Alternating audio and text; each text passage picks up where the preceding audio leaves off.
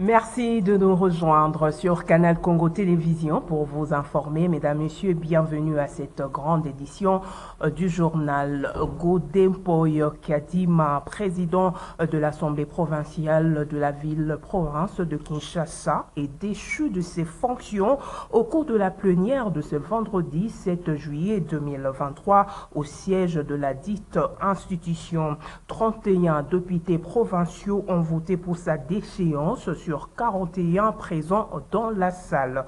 Godempoy était dernièrement accusé de mégestion dans la conduite des affaires par ses pairs, le député provinciaux. Autre détail avec Fissongale et Georges Libengue. C'en est fini pour Godempoy à la tête de l'organe délibérant de la ville-province de Kinshasa. Les députés provinciaux de cette institution provinciale viennent de se prononcer pour sa déchéance par 31 voix sur 41 au cours de la plénière de ce vendredi 7 juillet, présidée par le vice-président Francis Chibalabala. Déjà au cours de la plénière de mercredi 5 juillet dernier, l'Assemblée provinciale de la ville de Kinshasa a examiné la résolution portant déchéance de son président accusé de mégestion. Du coup, l'honorable Godefroy Kadima est déchu de ses fonctions du président de l'organe délibérant, a déclaré le vice-président Francis Chibalabala. Ici, de souligner que l'auteur de la motion de défiance contre le désormais ex-président de l'Assemblée provinciale de Kinshasa n'est autre que le député provincial MLC, Désiré Mbonzi. Et puis cette nouvelle, dans une déclaration rendue publique ce vendredi 7 juillet 2023, l'Union européenne réitère pour une énième fois son appel au retrait immédiat de militaires rwandais sur le sol congolais en soutien aux rebelles du M23. L'Union européenne appelle ainsi tous les groupes armés à cesser immédiatement toutes les hostilités et attaques contre les civils, à déposer les armes et à se retirer des zones qui l'occupent à l'est de la République démocratique du Congo, particulièrement au M23, de donner la priorité au processus de cantonnement. L'Union européenne condamne les atrocités et appelle tous les groupes armés à mettre fin aux homicides illégaux, aux viols et aux autres crimes de guerre. Cependant, l'Union européenne encourage toutes les parties à s'engager dans un dialogue politique inclusif pour solutionner cette crise. Et au sujet du processus électoral, l'Union européenne invite la Commission électorale nationale indépendante CENI et toutes les parties prenantes à travailler ensemble pour tenir les élections pleinement inclusives, libres, transparentes et pacifiques. Parlons justice. À présent, procès en flagrance des auteurs de kidnapping et enlèvement à Kinshasa. Le tribunal des grandes instances de Kinshasa, Gombe, a condamné la majorité des accusés à une peine de mort. En réaction, la plupart d'Okinois appellent à l'approfondissement des enquêtes pour déceler les vrais commanditaires. Autre détail avec Dorcas Sovani et Niwa Pezo.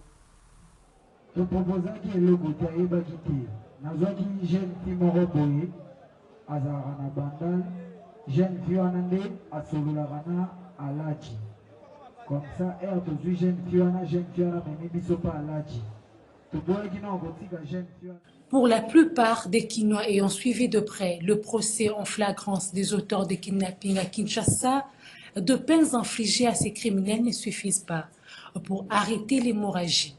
Il faudrait approfondir les enquêtes jusqu'à dénicher les vrais commanditaires. Madame, nous ne sommes pas les petits-enfants. Tous ces scénarios, la vie. Pendant le confinement, on nous a roulé avec le procès Caméré. On connaît bien les aboutissements. Nous sommes des intellectuels. On ne peut jamais arrêter les artères sans pourtant qu'on puisse arrêter les commanditaires. Les jeunes gens qu'on jugeait hier, ce sont les artères. Où sont les financiers? Où sont les commanditaires des opérations? Si on veut mettre fin à cette situation, il faudrait maintenant approfondir les opérations jusqu'à arrêter les commanditaires d'où ces gens obtiennent l'argent, le financement pour faire les histoires.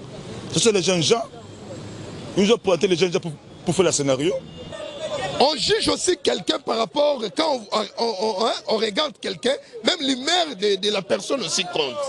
Mais les constats, premièrement, que j'ai fait, donc même quand on observe les présumés kidnappeurs, apparemment c'est comme s'il n'y a pas un problème, hein?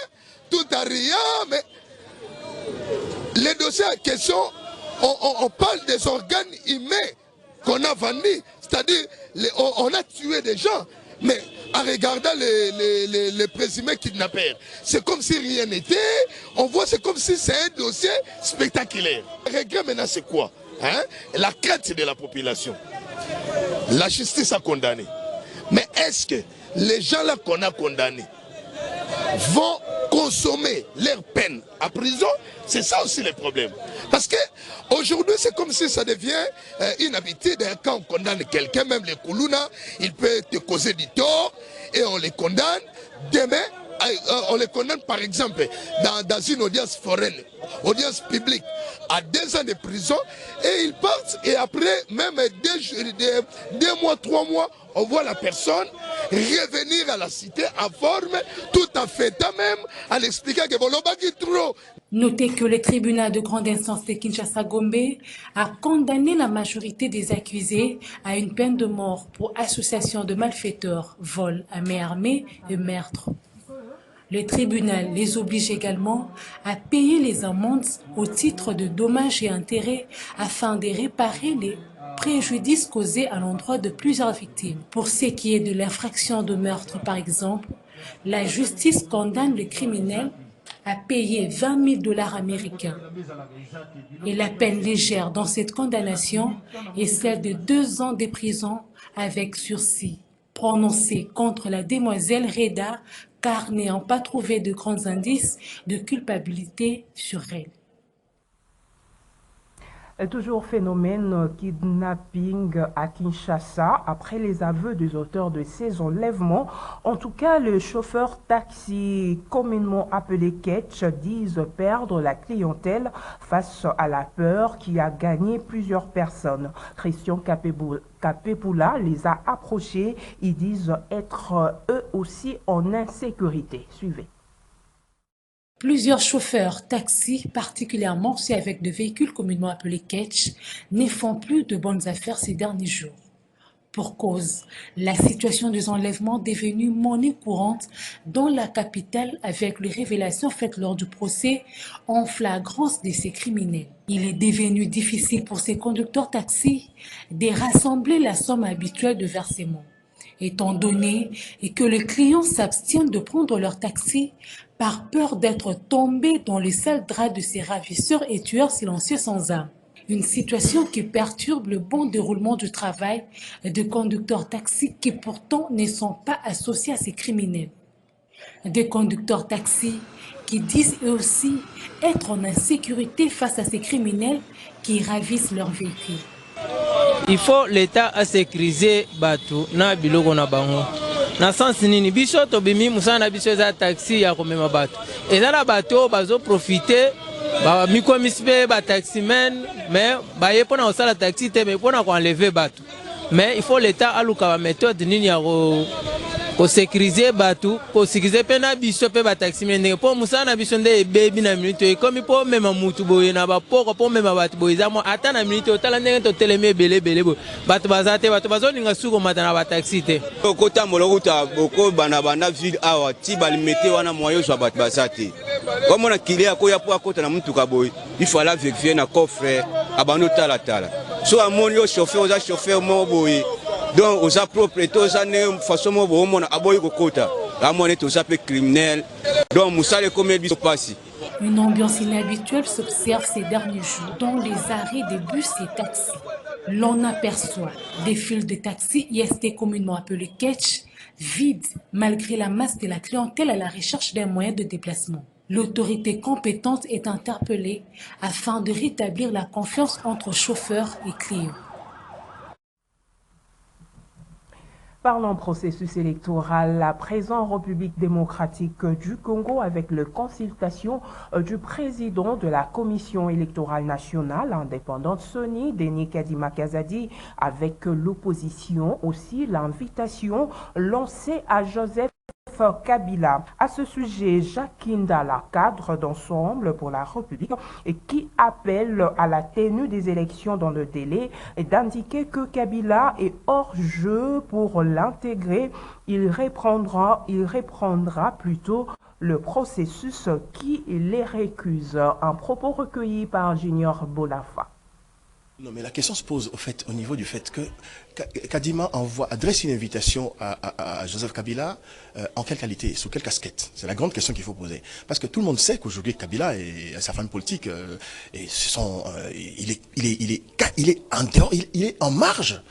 Donc ces élections, si nous allons dans cette forme, sous cette forme-là, avec ce que tout le monde réclame qu'on puisse aménager, ça ne va pas passer. Kabila est hors jeu.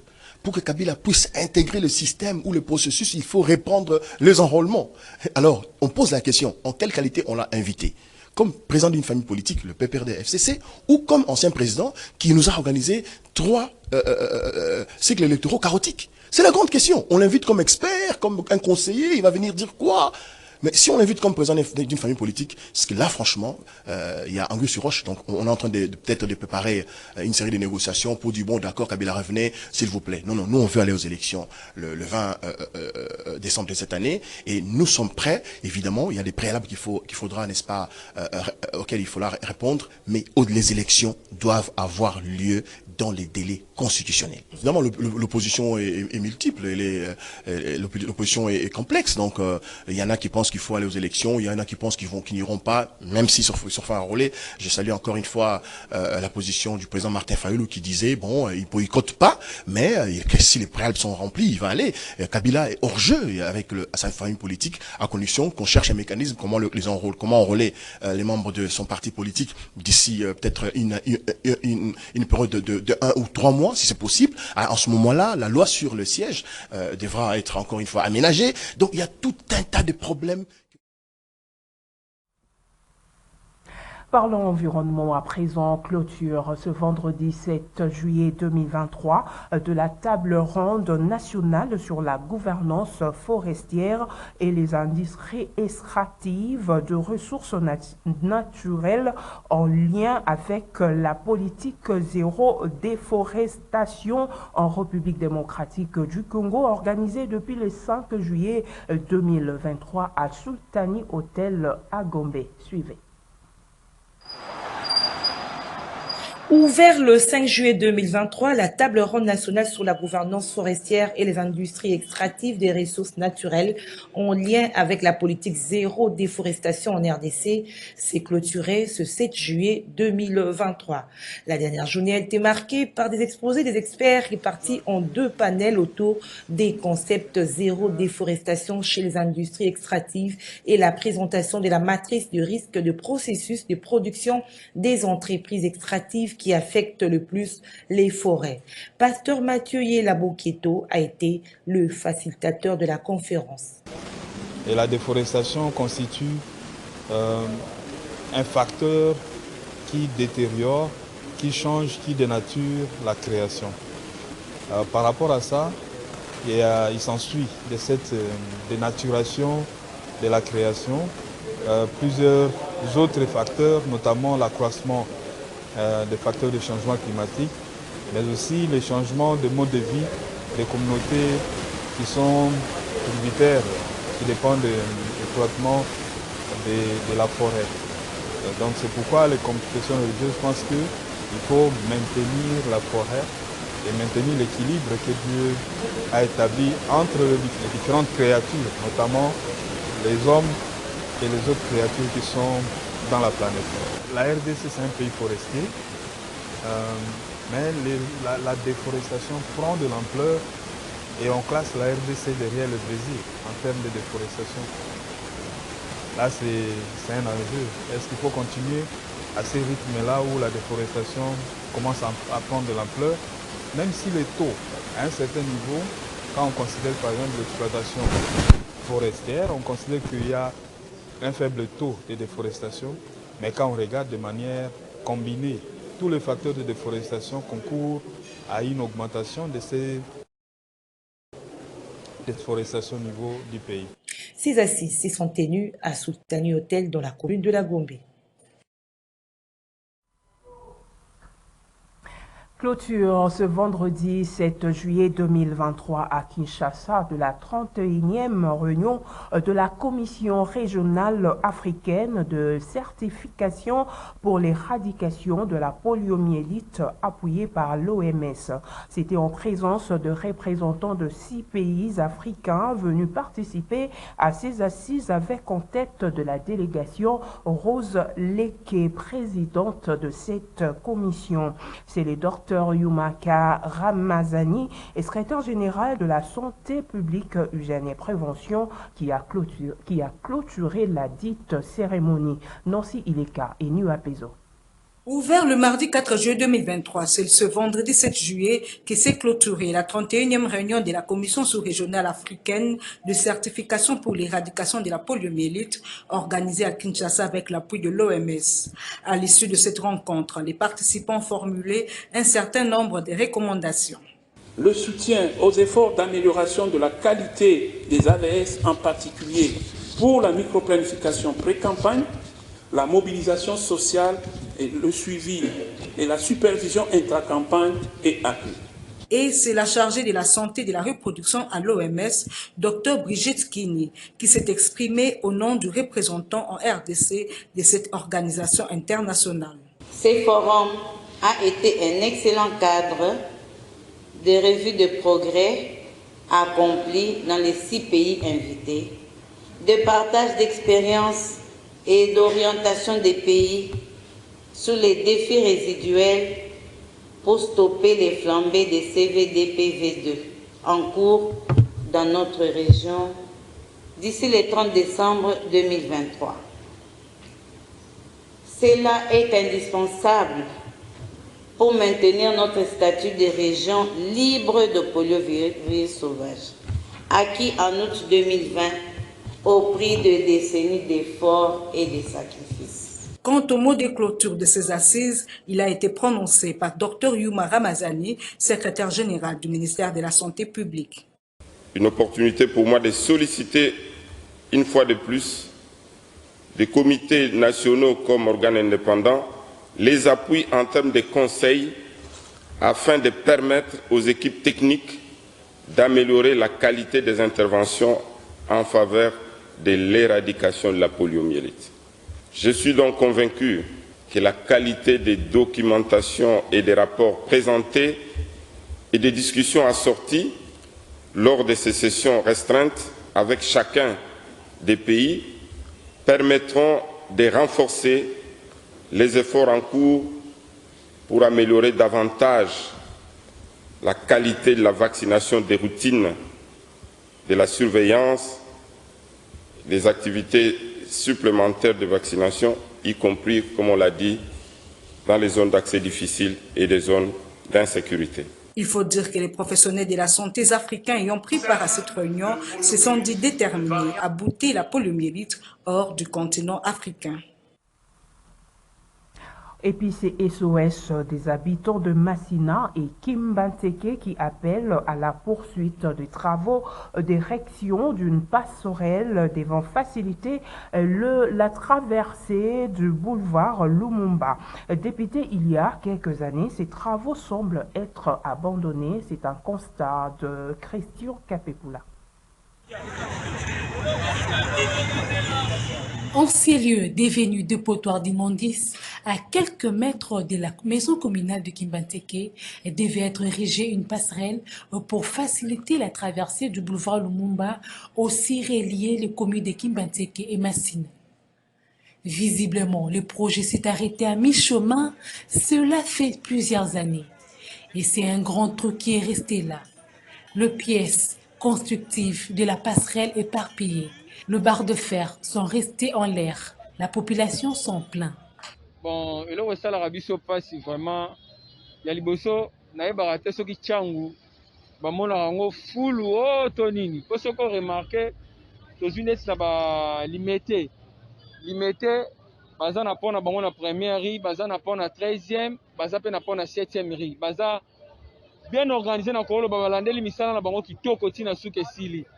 Sko biso koto na changu baye bacheli biso pont na bitabe, baye bache na Pascal. Sko o basundola ana kingasani. Na eto soko so pe image so ngo pe. Basundola ana kingasani, na ebite pona ni basundola na ide nini. Mbongo ba finasa bango ba lia mbongo to nini. Omoni ke ba biloko bo epele leta na biso suivi ezate. To bo bimisi mbongo ebele esala misala ya malamu na mboka. Il faut bolandela rapé suivi ya misala wana. Ba chumbola mabulu. Mandako batukune ebukana. Ba fula ba beto ba dépenser mbongo ebele na ba beto wana. Mais bazwa mabende basundola. Et comment nango place ya kosuba fazia soka sumbinya na aye abwaki na se. Ba bende o. So moni ba kokate ba komango ata vendre ba ke opeza ngota na 17e mairie po boeza ko bakisa subo soto. Mutu mso imaginer la mukane 5 à 4 pongi. Aye ko boka fulu na mabende o. Toza ba congolais, toza na souci mabende o batika awa, o bacha passerelle, ba client ba katsaka. Bon, basundo na bango boyebo tina nango tozoyeba te solution na bino za nini. Et puis botika mabende awa. D'ici koyo solution ezwamaka te. Bon, tozoyeba te mabende yango epolila awe to enzuloka to toyeba te. Solution na bito lukulemso solution pour ba client ba katsaka na ngamu. Donc idée na biso de tozana yango wana. Cette passerelle est un ouvrage qui non seulement facilitera le franchissement en hauteur du boulevard Lumumba dans ses coins, mais également permettra l'embellissement de la ville.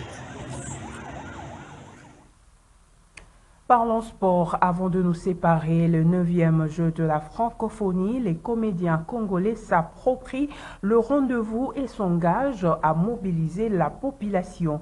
Les comédiens menés par Caleb Toukebana et Ladile Sobé ont été reçus à ce sujet par le directeur national des Jeux, Isidore Kwanja. Un reportage de Gisèle Etoko et Lola Kinyamba. Après la première vague d'artistes congolais, ce sont les comédiens menés par Caleb Toukebana et Ladile Sobé de rejoindre la campagne d'appropriation des 9e Jeux de la francophonie lancée par le comité d'organisation. Ils ont été reçus par le directeur national des Jeux, Isidore Kwanza, et se sont imprégnés des avantages de ces Jeux pour le pays. Tout d'abord, Tolinga Gito présenté dans la civilité Nabiso en tant qu'artiste et comédien. Tout le monde a Kindenge, Mokonzamboka Elevaki, Naran, il y a directeur national de la francophonie, Toya Gito Pesembote. Et puis, Koyeb Saïke, comédien Nyonso et à Congo, Toza Simanaye, pour soutenir G Oyo. Parce que les jeux nous appartiennent. G et la francophonie, ils appartiennent parce que ça, c'est Moko sportif et culturel. Nous sommes du culturel. Et les lois bisoza influenceurs monene na population et toyaki toyebisa que nous avons un projet comment tokoyi kosala po ete toyebisa na population balandaka biso que j'ai à francophonie yango ezobanda j'ai à francophonie ezali important pour mboka na biso j'ai à francophonie ezotikela biso ba infrastructure j'ai à francophonie campus lelo bandeko nanga ba étudiant bakotikala na ba infrastructure à solo j'ai à francophonie et qu'on promouvoir jeunesse ya mboka na biso na sport et puis na culture j'ai à francophonie to moni to zoleka pembeni ya stade Tata Raphaël to zomona ndenge za ko lambama ndenge za ko toka nyonso wana izaba gain o biso population to tikala nango j'ai à francophonie to moni stade martyr to bana mona to kansaka batika yango babosa na yango mais le stade martyr après tout ce temps et la muki pona j'ai à francophonie to yebsa population na biso ba congolais balandaka ba artistes et comédiens tozalawana to soutenir le GO. Ils se sont engagés à travailler aux côtés du comité national des 9e Jeux de la francophonie pour mobiliser la population en vue d'une appropriation et la réussite de ces rendez-vous de la jeunesse francophone du monde du 28 juillet au 6 août 2023. C'est par cette note que nous mettons un terme à cette grande édition du journal. Mesdames, Messieurs, merci de votre attention soutenue. Je vous retrouve demain avec ces mêmes plaisirs. Au revoir.